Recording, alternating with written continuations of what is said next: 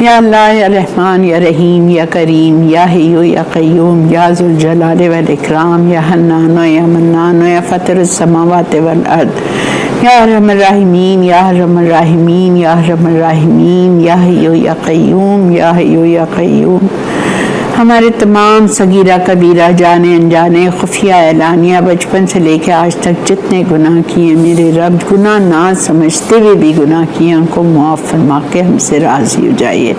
یا اللہ موت دینے سے پہلے ہماری مغفرت فرما دے۔ یا اللہ قبر کے عذاب سے، قبر کی تنگی سے، قبر کی وحشت سے، قبر کی کیڑے مکوڑوں سے ہمیں بچا کے رکھنا، منکر نکیر کے سوالوں کے وقت ثابت قدمی رکھنا۔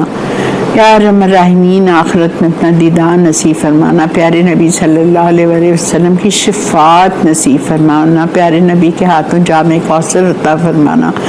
یا اللہ پیارے نبی کے ساتھ جنت الفردوس میں بغیر حساب کتاب کے داخلہ عطا فرمانا، اللہم آمین۔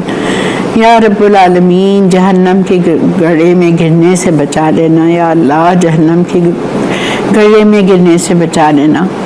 یا ارحم الراحمین کسی قسم کی آزمائش میں نہ ڈالنا، تن کی، مال کی، دولت کی، صحت کی، عزت کی، آبرو کی، اولاد کی، اولادوں کی اولادوں کی، دامادوں کی، بہن بھائیوں کی اولادوں کی، یا اللہ بہو کی، بچوں کی، کسی قسم کی آزمائش میں نہ ڈالنا۔ یا اللہ دل ہمارے اب بہت کمزور ہو چکے ہیں، اب سکت نہیں ہے اللہ کوئی چیز برداشت کرنے کی، ہم پر رحم و کرم فرما دیجیے پاک پروردگار۔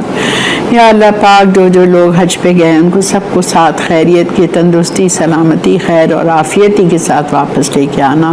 آئندہ سال اللہ ہمیں بھی وسائل دینا، صحت دینا کہ ہم بھی آئندہ سال حج اور عمرہ کے لیے جا سکیں۔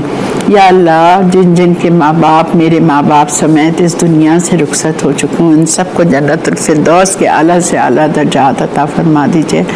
ان سب کو اللہ پاک ان کی قبروں میں اپنا نور ہی نور بھر دیجیے، ان سب کی قبروں میں جنت الفردوس کی کھڑکی کھول دیجیے۔ یا اللہ یا اللہ ہم سے ایسے کام لے لیجیے جو ہم اپنے ماں باپ کے لیے صدقہ جاریہ بن جائے، ہمارے بچوں کو ہدایت دیجیے۔ یا اللہ ہمیں شفا عطا فرما، موت آنے سے پہلے نیک اعمال کی توفیق عطا فرما دے یا رب العالمین، آمین آمین اللہم۔